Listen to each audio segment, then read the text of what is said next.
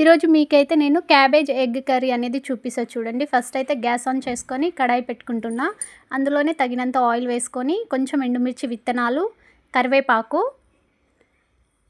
ఆ తర్వాత చిన్నగా కట్ చేసుకున్న ఆనియన్స్ వేసేసి ఫ్రై చేసుకోవాలి. ఆనియన్స్ బాగా ఫ్రై అవ్వాలి ఆయిల్‌లో.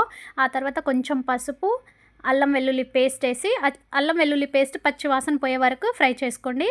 ఆ తర్వాత చిన్నగా కట్ చేసుకున్న క్యాబేజ్ ముక్కలనేవి వేసుకోవాలి. పీసెస్ చిన్నగా కట్ చేసుకోండి. క్యాబేజ్ చిన్నగా కట్ చేసుకుంటేనే టేస్ట్ అనేది బాగుంటుంది. ఆ తర్వాత ఒక 10 నిమిషాలు అనేది మగ్గించిన తర్వాత ఇప్పుడైతే టమాటో వేసుకొని ఒకసారి అంతా మళ్ళీ మగ్గించుకోవాలి. టమాటో అనేది మగ్గితేనే టేస్ట్ బాగుంటుంది. మళ్ళీ ఒక 5 మినిట్స్ అనేది మగ్గించుకున్నాక తగినంత కారం, అలాగే సాల్ట్, ఉప్పు వేసేసి ఒకసారి అంతా కలుపుకొని ఇప్పుడైతే నేనైతే ఒక గ్లాస్ వాటర్ అనేది వేసుకుంటున్నా. క్యాబేజ్ అనేది బాగా కుక్ అవ్వాలి. కుక్ అవుతూనే టేస్ట్ ఉంటుంది కాబట్టి నేను వాటర్ కొంచెం ఎక్కువనే యాడ్ చేసిన. ఇప్పుడైతే 10 నిమిషాలు అనేది మళ్ళీ మగ్గించుకున్నాక అందులోనే ధనియా మసాలా, ఎండు కొబ్బరి పొడి వేసేసి ఒకసారి అంతా కలిపేసుకొని మళ్ళీ ఒక 10 నిమిషాలు అనేది మగ్గించుకోవాలి.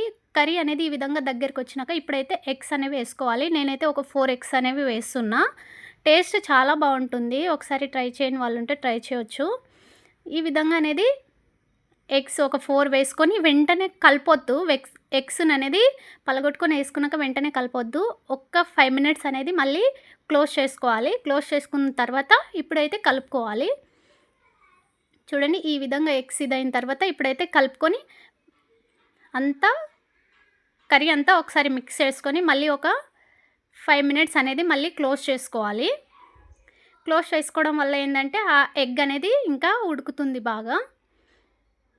చూడండి పర్ఫెక్ట్‌గా అయిపోయింది. ఆయిల్ ఈ విధంగా పైకొస్తే కర్రీ అనేది పర్ఫెక్ట్‌గా అయిపోయింది. చూడండి చాలా బాగుంది. లైక్ ఇచ్చి సబ్స్క్రైబ్ చేసుకోండి. ఏమైనా రెసిపీస్ కావాలంటే కామెంట్ చేయండి. సబ్స్క్రైబ్.